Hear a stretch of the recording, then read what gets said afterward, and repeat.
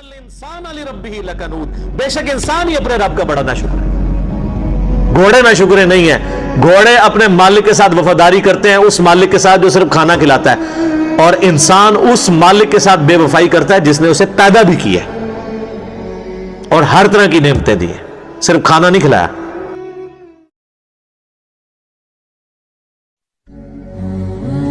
अल्लाह ताला ने अरब के लोगों को उनकी एक मिसाल दी है कि ये जो घोड़े हैं तुमने पाले हुए, इनको सिर्फ तुम खाना खिलाते हो, लेकिन ये इतने वफादार हैं तुम्हारे कि उस खाने के एवज अपनी जान भी स्टेक पे लगा देते हैं। सर ये जब जंगें लड़ी जाती थी तो खाली बंदे तो नहीं मरते थे, घोड़े तो पहले मरते थे। जब तीर चल रहा है बड़ी चीज कोई पहले लगेगा ना, घोड़ा इतना बड़ा है, बंदा तो छोटा सा ऊपर बैठा हुआ है। जब तलवार लगती थी बंदे मरते थे तो घोड़ों की भी टांगे कटती थी, उनके गले भी कटते थे। तो अल्लाह ने उन घोड़ों की मिसाल दी है कि वो घोड़े जिनको सिर्फ तुम थोड़ा सा खाना खिला के उनकी मालिश करते हो, वो तो इतने वफादार हैं कि तुम्हारे लिए अपनी जान देने के लिए भी तैयार हो जाते हैं। घोड़ों को तो इससे कोई गर्ज नहीं, आप लूट मार करने जा रहे हैं, घोड़ों की कोई दुश्मनी होती है? जंगे यरमूक में अगर सहाबा घोड़ों पे बैठ के गए हैं तो उन अरब के घोड़ों की तो रोमन एम्पायर के साथ कोई दुश्मनी नहीं थी। क्या थी? लेकिन वो अपने मालिक की वजह से अपनी लाइफ स्टेक पे लगाते हैं। तो अल्लाह ने कहा ये दुनियावी मिसाल तुम्हें समझाने के लिए काफी है कि घोड़े तो इतने वफादार हैं, हालांकि तुमने उन घोड़ों को पैदा नहीं किया, सिर्फ खाना खिलाया, और तुम अपने रब के इतने नाफरमान हो। तुम्हें तो उस रब ने पैदा भी किया, तुम्हें हर तरह की नेमतें दी हैं, और तुम तो घोड़े जैसे भी नहीं हो सके, जानवरों से भी बदतर हो तुम। उलाइका कल अनआम बल हुम अदल, ये चौपायों की मानद है, बल्कि उससे भी गए गुजरे। सर इस सूरत के अंदर क्या सोजो गुदाज, क्या रिकत है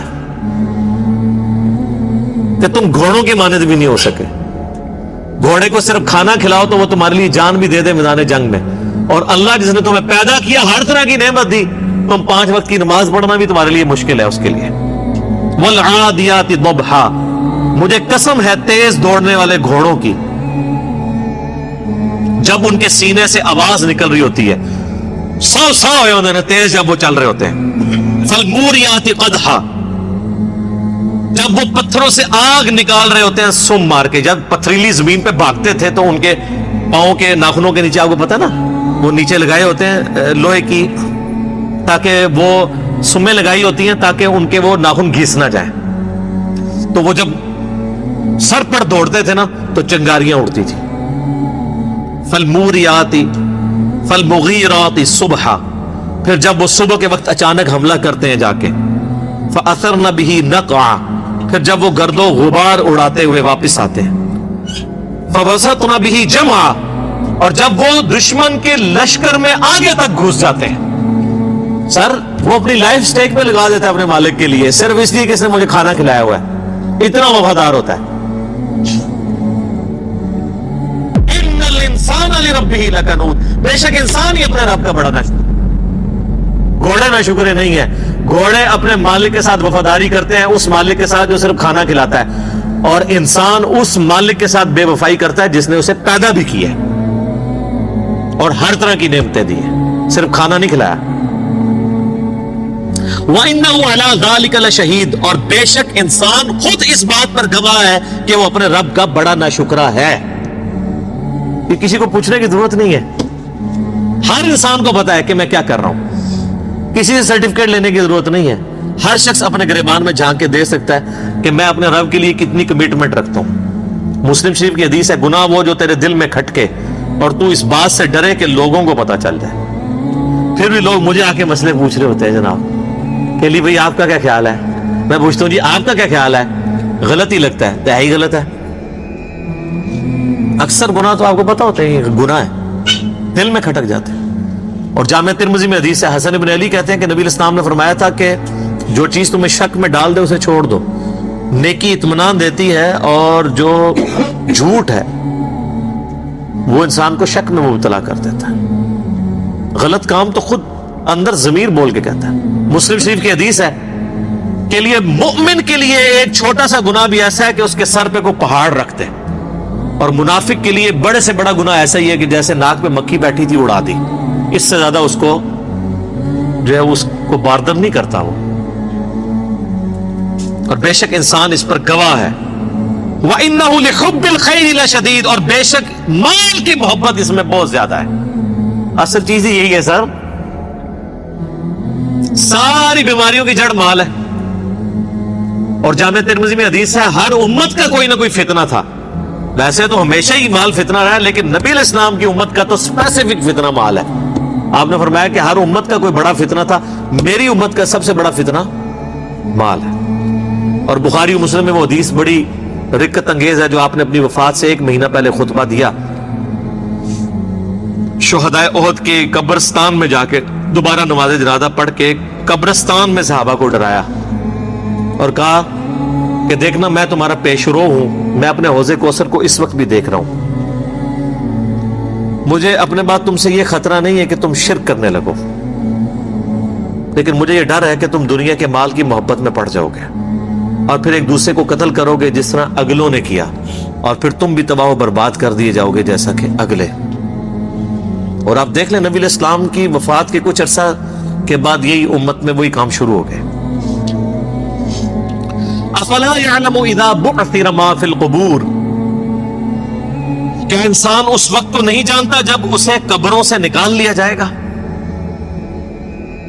وہ چاہے قبر مٹی کی قبر ہو، چاہے وہ سمندر میں مرا ہو، چاہے وہ ایئر کریش میں ہواؤں میں اس کی راکھ بکھر گئی ہو، چاہے کسی شیر کے پیٹ میں ہے وہ اس کی قبر وہیں بن گئی، قیامت والے دن اللہ تعالیٰ اسے زندہ کر لے گا، عالم برزخ سے قیامت میں میدان محشر میں لے آئے گا. وَحُصِّلَ مَا فِي الصُّدُورِ، اور اللہ تعالیٰ ہر اس چیز کو بھی ظاہر کر دے گا جو انسان کے سینے میں چھپی ہوئی تھی. اگر کسی نے کوئی نیکی کا کام بھی کیا ہے نا کسی کو دکھانے کے لیے، تو دنیا میں تو وہ ضرور سخی ہوگا، لیکن اللہ کے حضور 0 سے ملٹیپلائی. وہ مسلم شریف میں بڑی لمبی حدیث ہے، قیامت والے دن ایک سخی کو، ایک شہید کو اور ایک عالم کو بلایا جائے گا، قرآن کے قاری کو. اللہ کہے گا ہاں بھائی شہید تو نے میرے لیے کیا کیا؟ کہے گا اللہ جان ہی تو تھی، دے دی تیری راہ میں، اور کیا کرتا؟ اللہ فرمائے گا تو نے تو اس لیے یہ جان دی کہ لوگ تجھے بہادر کہیں، اور لوگوں نے بڑی تیری تعریف کی ہے، میرے پاس تیرے لیے کوئی اجر نہیں، اوندا منہ کر کے دوزخ میں. پھر سخی کو اللہ بلائے گا، کہے گا یا اللہ میں نے دیکھ کتنا کچھ تیری راہ میں خرچ کیا، میں نے تو مسجدوں میں یعنی وضو خانے کے اوپر نیم پلیٹ بھی لگوائی تھی کہ فلاں سیٹ صاحب نے وضو خانہ بنوایا، لوگوں سے پوچھ لو، یہ میں اس کی تشریح کر رہا ہوں.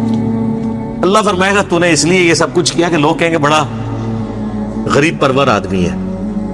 یہ جتنے لوگ حرام کے پیسے کے دسترخوان چلا رہے ہیں اور ہاسپٹل بنائے ہوئے ہیں اور وہ سمجھ رہے ہیں کہ ہم اللہ کو دھوکہ دے لیں گے، یہ دنیا کو دھوکہ آپ دے سکتے ہیں. دنیا میں آپ کو ایک سرٹیفکیٹ بھی گورنمنٹ کی طرف مل جائے گا، جی یہ بہت اچھی NGO ہے، ویلفیئر کے کام کر رہی ہے. اللہ کے حضور 0، بس یہی سرٹیفکیٹ ہے، اسی پہ آپ خوش رہیں. آخرت میں تو اس کا عذاب ہونے والا ہے. پھر اللہ قاری سے پوچھے گا قرآن کا علم دیا تھا، تو کہے گا یا اللہ میں نے قرآن کا علم کیسا پھیلایا؟ اللہ فرمائے گا تو نے اس لیے پھیلایا کہ لوگ تجھے بڑا علامہ کہیں، تو لوگ تجھے بڑی تعریفیں تیری کرتے تھے، بس تجھے اجر مل گیا دنیا میں.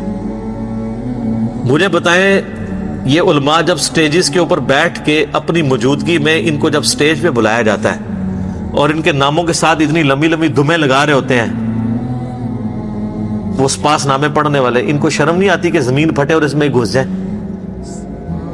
کیا نبی صلی اللہ علیہ وسلم اس طرح کرواتے تھے یا صحابہ ایسے کرواتے تھے؟ پھر اتنے بڑے بڑے اشتہاروں کے اوپر 4 دمیں پہلے لگی ہوتی ہیں، 3 بعد میں لگی ہوتی ہیں، اور پتہ نہیں کیا کچھ لکھا ہوتا ہے. تو بس یہی ان کو ملنا ہے، آخرت میں کچھ نہیں ہے.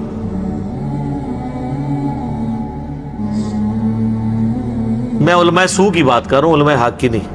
علماء حق ہمیشہ رہیں گے، لیکن میرے پاس ایڈریس نہیں ہے ان کا، یہ نہ میرے کو آ جاؤ. وَحُصِّلَ مَا فِي الصُّدُورِ، جو سینوں میں ظاہر کر دیا جائے گا. إِنَّ رَبَّهُمْ بِهِمْ يَوْمَئِذٍ لَخَبِيرٌ، بے شک تمہارا رب اس روز خوب باخبر ہوگا. یعنی اللہ تعالیٰ کو ہر چیز کی خبر ہے، اسے پتا ہے کہ میں نے اب کس کو کدھر کیا کرنا ہے. اس نے دنیا میں بڑے بڑے دعوے کیے تھے، لین حاضر کریں گے کہ ہاں جی یہاں تو لوگ بڑے بڑے دعوے کرتے ہیں، کہتے ہیں ہمارے پیر صاحب جنت میں لے جائیں گے. اللہ کہہ رہا مجھے ہر چیز کی خبر ہے، اس دن بتا دوں گا کون کس کے ساتھ کیا ہونے والا ہے. اللہم اجرنا من النار، اللہم اجرنا من النار، اللہم اجرنا من النار. اللہ تعالیٰ سے دعا ہے جو حق بات میں نے کہی اللہ تعالیٰ ہمارے دلوں میں راسخ فرمائے.